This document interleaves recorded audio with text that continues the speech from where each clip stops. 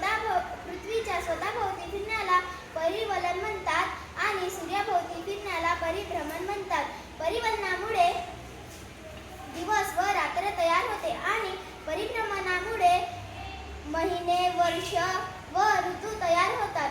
धन्यवाद. गोलार्ध, ध्रुव. हा आहे उत्तर ध्रुव आणि हा आहे दक्षिण ध्रुव. थँक्यू.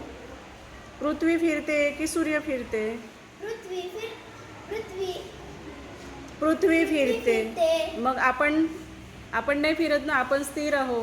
कारण की